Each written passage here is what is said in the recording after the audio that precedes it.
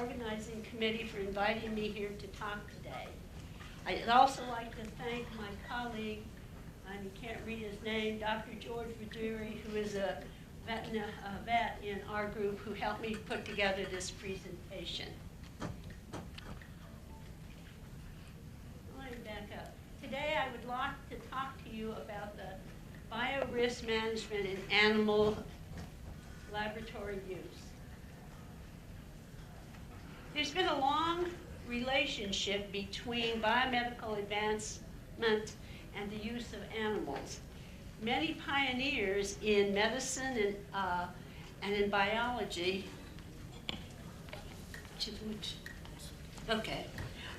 have used experimentation, animal experimentation, to understand biology, which led to the foundation of modern zoology, or Aristarchus, who actually used animals to study anatomy, Azur, who actually performed surgical techniques on animals prior to conducting them on human beings. And then, of course, in the 1800s, we have Pasteur, who worked with animals to attenuate pathogens for vaccines. Koch used animals in formulating the theories of infection, and Pavlov used animals in the 1800s to demonstrate condition response. So the use of animals in research has enabled major advances to be made in biomedical research, in surgery, physiology, toxicology, pharmacology, and infectious diseases. There's been a surge in basic and applied biomedical research accompanied by a large increase in the use of animal models. In the United States, in the 1980s, it's estimated that between 17 and 22 million animals were used in research. In 2005, it's estimated that over 115 million animals were used worldwide. This large use of animals in research actually presents the case for responsible use. And when we think about responsible use, we have to consider the ethics of use, the cost of animal research, and environmental stewardship. These considerations all connect to the 3R tenets. But today I would like to present to you a fourth consideration and make the case that biorisk management, that is managing our biosafety and biosecurity risk, is also a consideration when working with animals. When working with animals, there are significant and real biorisks. Biorisks include biosafety risk and biosecurity risk. When we talk about biosafety, we talk about all the containment measures, all the principles, technologies, and practices we put in place to prevent unintentional exposure to pathogens and toxins, unintentional release. When we look at the biorisk with working with animals, we see that there's the possibility of injury to personnel, amplification of the infectious agent in the host, mutation of the infectious agent, environmental contamination, infection of the personnel, just to mention a few. When we talk about biosecurity, on biosecurity we're talking about the protection and control and accountability of valuable biological materials in our laboratories. What we aim to is to prevent the unauthorized access, loss, theft, or misuse, or intentional diversion or release. And the biosecurity risks when working in laboratories with animals include theft and malicious use, environmental contamination, there's public health and economic health concerns. So, this large number of animals used in research associated with a wide spectrum of biorisk in animal research makes the strong case to have a biorisk management system in every institution that works with pathogens and toxins. A biorisk management is a system or process to control safely and securely risk associated with handling and storage and disposal of biological agents and toxins in laboratories and facilities. This definition comes from the SEN Workshop Agreement 15793, which is a management document on biorisk management. The goal of biorisk management is that biological research is carried out safely and securely. I want to present a simple model, the ANT model of biorisk management. The ANT model is based upon assessment, mitigation, and performance. The assessment portion is the process of identifying hazards and threats and evaluating the risk associated with biological agents, toxins, and working with animals, and taking into account the procedures and existing controls you already have in place. Many industries, including the engineering, energy industry, and health industries, do conduct risk analysis to characterize and control the inherent risks in their business practices. I'm sorry, I use a pointer like this, and mine works to advance the slides. I keep trying to do that. The second component is biorisk mitigation. Biorisk mitigation is the action and measures that are put in place to reduce or eliminate the risk associated with biological agents, toxins, or working with animals. Mitigation should serve to achieve safety and security by preventing or detecting or responding to some event. The final leg is biorisk performance. And biorisk performance is the implementation of the entire biorisk management system, including evaluating and ensuring your system is working as designed. And it also includes the process of continual improvement. This is done through monitoring, measuring, reviewing, evaluating the organization's existing practices, and are they reducing the risk? And the continual improvement comes from the fact of taking this data you've collected and using it in a way to manage or to make decisions on how to reduce your risk or improve your processes. I want to talk about each of these a little bit further. Biorisk assessment has two parts: biorisk characterization and biorisk evaluation. We'll talk about biorisk characterization in terms of biosafety and biosecurity. In the terms of biorisk characterization for safety, we are talking about the hazard identification. A hazard is something with potential to cause harm, such as the animal or the biological agents or toxins.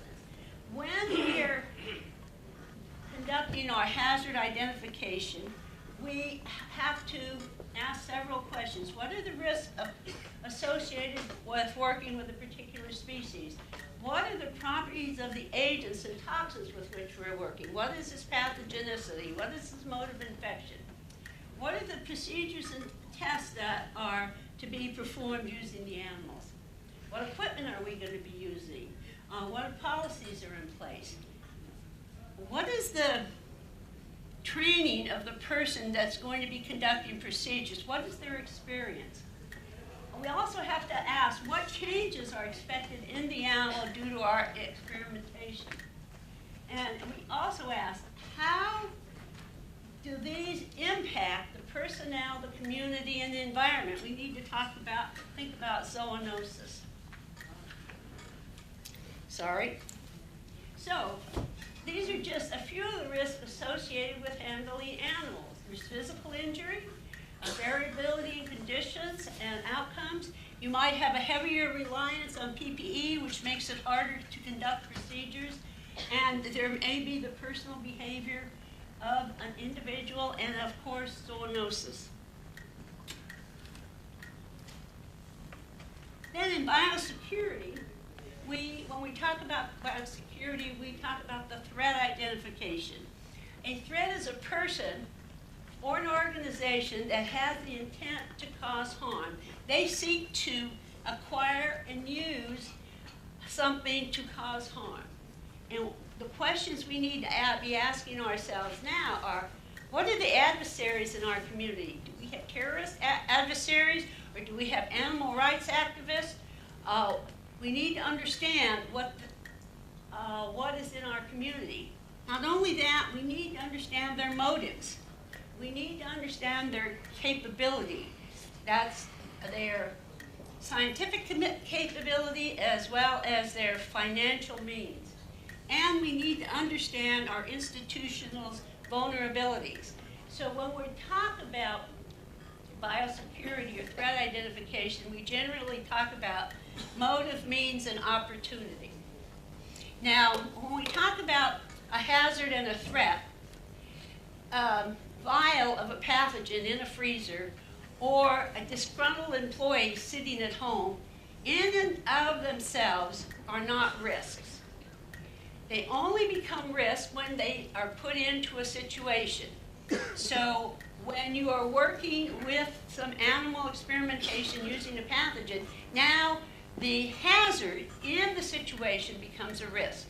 Similarly, a disgruntled employee or a terrorist group or management is biorisk mitigation. And biorisk mitigation is all about preventing, detecting, and responding. When we talk about prevent, we want to make sure we use our risk assessment in guiding the design of the risk mitigation measures we put in place. We need to assign our work to the appropriate biosafety level. We need to understand what levels of PPE we need to use. If our risk assessment indicates that there might be some kind of threat in our community, then we need to have detection methods, maybe CCD cameras or some other detection method, such as access control to detect when there's a breach been made, and then we need to be able to respond to these types of breaches. And it's here in our biorisk mitigation where we can also do replacement and we can do reduction. We can maybe reduce the number of animals that we're using or reduce the number of processes. The final leg of our stool is performance. And in performance, we want to make sure our biorisk management system that we put in place is performing as designed. We do this by monitoring what is going on. We look at our SOPs. Are they safe and reliable? Are the working conditions safe and secure? Have we had fewer accidents or more accidents? And based upon our monitoring, then we can put in continual improvement. Maybe we can use fewer animals to achieve the same results. Do we have to update our SOPs? Do we have to change our equipment or vaccinations? And this last leg is where we are refining our process or our biorisk management. So the AMP model and the 3 R's actually go hand in hand. The 3R tenets of laboratory animal use are the anticipated outcome of implementing assessment, mitigation, and performance. And under the AMP model, where you have assessment, you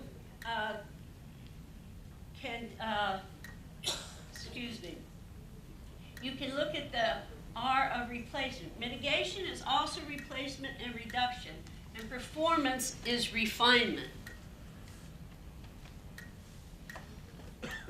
One of the things that's important is in implementing a biorisk management system in our institutions, especially in institutions that are working with animals, I think it needs to become a core value rather than an afterthought. We need to have the idea of managing our biorisks inculcated in the way we think. This means we have to have a culture change. And in order to have a culture change, you have to engage every member of your institution. Your management and leadership have to be engaged. Why? They develop policy. They hold the purse strings. Your technical staff have to be engaged. They have to accept the fact that we maybe need to make some changes. Oftentimes staff are reluctant to change the way they're doing things. We have to engage our support staff. That includes our technicians, even down to our janitorial staff who come into our laboratories and clean our laboratories. They have to understand the risk to which they are being exposed. And we have to engage security and emergency response personnel. So the way I look at it, bio-risk management is all of our jobs. All of us who are working with dangerous biological agents and toxins and working with animals. So to recap, work with laboratory animals present significant biosafety and biosecurity risks. A biorisk management system ensures that the work with biological agents and animals can be done safely and securely. An effective biorisk management system should be based upon assessment, mitigation, and performance. And the 3R tenets are anticipated outcomes of an effective biorisk management implementation. Sorry. And finally, to effectively establish a BRM culture in our institutions, we must engage institutional leadership, technical staff, support staff, critical members of the community. All of these people must be involved. Thank you. Thank you, Dr. Williams, for a nice talk. Now, please, 2 questions from the audience. Vaccination we prefer to the animal house staff, minimum vaccination, so that it will protect the people who are working with the animal and handling the different type of toxins in the lab itself. So do you recommend any vaccination schedule for the staff, as it's a minimum vaccination on? And second thing that let me answer the first question first. So I can't recommend vaccinations because the vaccinations that a particular worker should have should be based upon the situation in which they're working. If I am working in a lab where I don't work with animals, but I'm working with other pathogens, maybe there's a series of vaccinations that I have to have. So vaccinations have to be specific to the situation in which a group is working.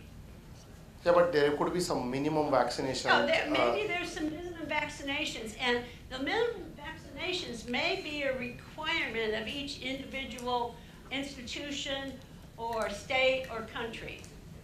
Okay, so there is no defined any guideline that you should have the minimum I vaccination. do not have a guideline that I can give you. Okay. Then my second question is that is failure mode effective analysis method. So what is the scoring you will give in this biorisk assessments? What is the scoring that we use in biorisk assessment? We at Sandia have developed a software tool called BioRam, which evaluates both biosafety and biosecurity risk assessment. We go through a series of questions about the pathogen used, about the types of PPE used, about the facility, about the containment used, and we have a whole series of questions and BioRam was developed and has been validated worldwide by many organizations and is freely available to anybody who wants to conduct a biorisk assessment. It's, just Google BioRam and You will be able to download the software. The software is Java-based and easily run. So, okay. Please be brief. Be brief. Very short. Okay. See, as far as vaccination is concerned, you have to first do the risk assessment using your veterinarian, medical consultant of the institute. That's what And I then said. decide that what are the vaccination needed for working in this environment. If it is a dog, you need to have rabies. If it is a monkey, you need to have tuberculosis. It's like, say, assessment of a risk assessment program, and it's very, very important, in fact. Not only this, in fact, we try to see the ergonomics also. Thank you, sir. Please, thanks. So, I'm sorry. the memento to Dr. William. May I make one last comment? Stops here in India on foundational and laboratory level biorisk management. I will be conducting one of these workshops in Delhi in January. If anybody is interested, please give your name to Vijay Singh and he will get it to me. Thank you.